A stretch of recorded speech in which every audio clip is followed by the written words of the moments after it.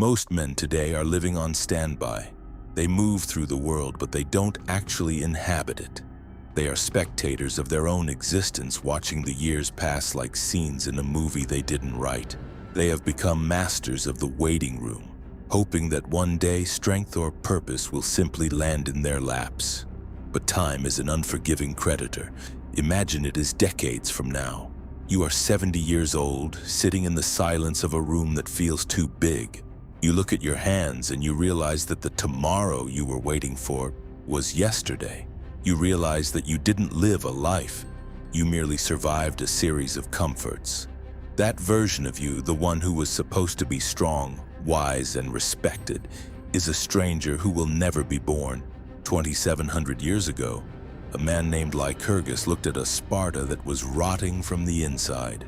It was a city of luxury, vanity, and deep systemic laziness.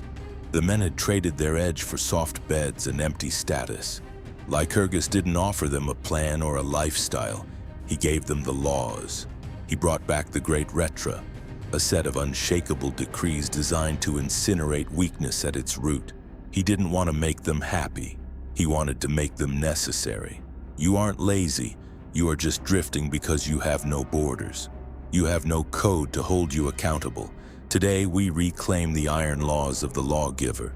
Whether you are 20 and starting your climb or 70 and fighting for your legacy, the law remains the same. The first move Lycurgus made wasn't to sharpen the Spartan spears. It was to destroy the ego. In his time, Sparta was becoming a city of signals.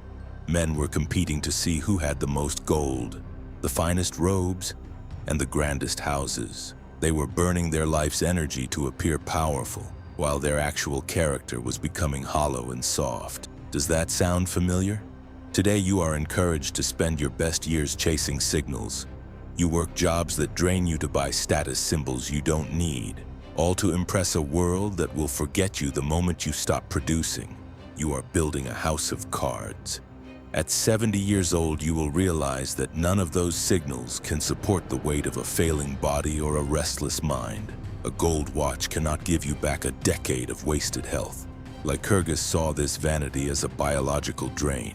His response was the law of the iron standard. He abolished all gold and silver currency. He replaced it with iron. But he didn't just change the material, he changed the spirit. This new currency was so heavy that you needed a team of oxen just to move a small amount of wealth. He ordered the iron to be quenched in vinegar while red hot, making it brittle and useless for any other purpose. He made wealth heavy, ugly, and honest. By doing this, he stripped away the mask. When you cannot hide behind wealth, you are left with nothing but your utility. If we took away your job title, your bank account, and your social media, what would be left of you? Are you still a man people would follow into a storm? This law demands that you stop investing in the image and start investing in the machine. If you are young, stop working for the digital applause of strangers. If you are older, stop clinging to the ghost of who you used to be. From this moment on, your only currency is your utility. In the Codex of Lycurgus, a man with a sharp mind and a hardened body was a king, even if he owned nothing but the dirt beneath his feet. Stop signaling, start being. Most men are waiting to feel like it. You think that once you find the right inspiration or the right mood, the work will become easy. Lycurgus knew that feelings are the most unstable foundation you can build a life on. He didn't want the Spartans to be motivated. He wanted them to be inevitable. To achieve this, he established the Agoge. It was an architecture of discipline designed to re-engineer the human nervous system. From the age of 7, the Spartan male was removed from the comforts of home. He was given one single garment for the entire year to teach him that his body, not his clothes, was his primary shield. He was forced to walk barefoot to harden his feet for any terrain. He was intentionally underfed to sharpen his mind and force him to become resourceful. The lawgiver understood a biological truth that we have forgotten. The nervous system adapts to whatever you demand of it. If you demand comfort, your threshold for pain drops until even a minor inconvenience feels like a tragedy. If you demand hardship, your threshold rises until you become unfazed and steady. Look at your life today. Is your environment designed to make you stronger? Or is it designed to keep you sedated? If you are 20, the Agoge is your foundation. If you don't build a nervous system that can handle pressure now, you will be a man of glass by the time you hit 40. And at 70 years old, a weak nervous system is a death sentence for your independence. You will be a man who is easily frightened, easily exhausted, and entirely dependent on a world that has no time for the fragile. The law of the Agoge demands the removal of choice. Stop negotiating with yourself. Stop asking your body if it wants to train. In the Codex of Lycurgus, there were no options. There was only the law. You don't need more willpower. You need a more demanding environment. Build your own Agoge. Harden your feet. Cold start your mind. Make your discipline as certain as gravity. The most dangerous place for a man to be is alone with his own excuses. Modern society celebrates the individual, but Lycurgus knew that an individual without a tribe is a man who will eventually negotiate with his own standards. He knew that if you let a man eat in private, he will become a glutton. If you let him live in private, he will become a coward. To kill this internal rot, he established the law of the Syssitia, the common table. It was a mandate that every Spartan citizen had to eat their main meal together in a public mess. You were forbidden from eating at home. You were forbidden from hiding your lifestyle. If you arrived at the table looking soft or bloated, the men to your left and right would know. If you spoke like a fool, the circle would correct you. Look at the men you spend your time with. Do they demand more of you? Or do they give you permission to be mediocre? Most modern friendships are built on mutual sedation. You drink together and distract each other from the fact that your lives are going nowhere. This is a circle of lead. Lycurgus demanded a circle of iron. If you are 20, your social circle is your greatest asset or your heaviest liability. If your friends don't make you feel slightly uncomfortable about your lack of progress, they aren't your friends. They are your accomplices in failure.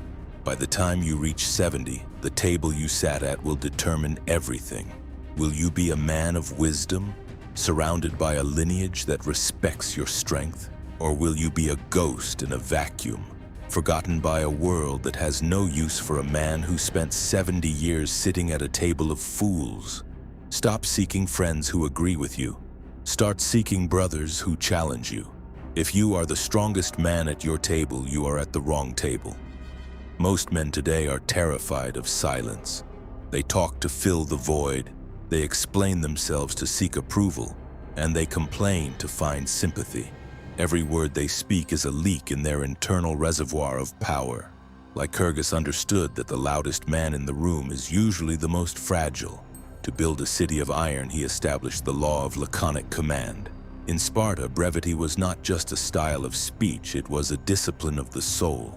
A Spartan was expected to say more in 3 words than others could in 1,000. Why? Because silence is where power is stored. When you stop complaining, you stop identifying as a victim. When you stop explaining your goals, you stop seeking the cheap dopamine of approval before the work is even done. Silence forces you to sit with your own thoughts and your own weaknesses. If you cannot master your tongue, you will never master your life. If you are young, your constant need to be heard is making you a target.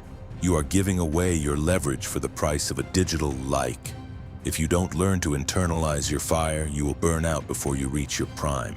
By the time you reach older age, your words will either be rare coins of wisdom or cheap gravel that everyone ignores. A man who has mastered the laconic law is a pillar of gravity. When he finally speaks, the world stops to listen because they know his words are backed by decades of internal silence. Stop announcing your plans. Stop arguing with people who don't matter.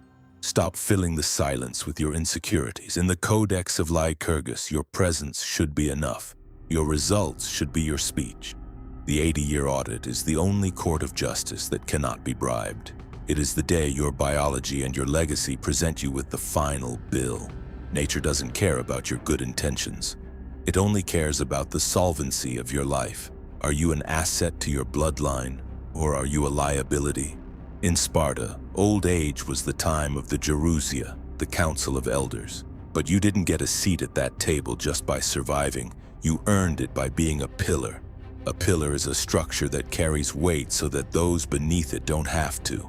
It is the result of 50 years of the Iron Standard, the Agoge, and the Laconic Law. If you are young, look at the man who is a burden to his family. That is the biological result of a life without a law. If you spend your youth avoiding the Agoge, you are defaulting on your debt to the future. Lycurgus built a society where the elders were the most respected because they were the most necessary. They weren't retired from life. They were the guardians of the code. Their strength wasn't just in their arms, but in the structural integrity of their souls. This is the final law of the Codex: build the pillar. Every time you choose the iron over the gold, you are adding density to your character. Every time you choose the Agoge over the couch, you are reinforcing your foundation. You aren't doing this for today. You are doing this so that at 70 years old, when your strength is tested for the final time, you don't crack. You are doing this so that your grandsons can look at you and see a map of how to live, not a warning of how to die. The audit is coming. Will you be the one who carries the weight or the one who is crushed by it? Lycurgus refused to write his laws down. When asked why, his answer was simple. Laws written on paper are fragile. They can be burned or ignored. But a law written into the heart and the habits of a man is eternal. It becomes part of his DNA.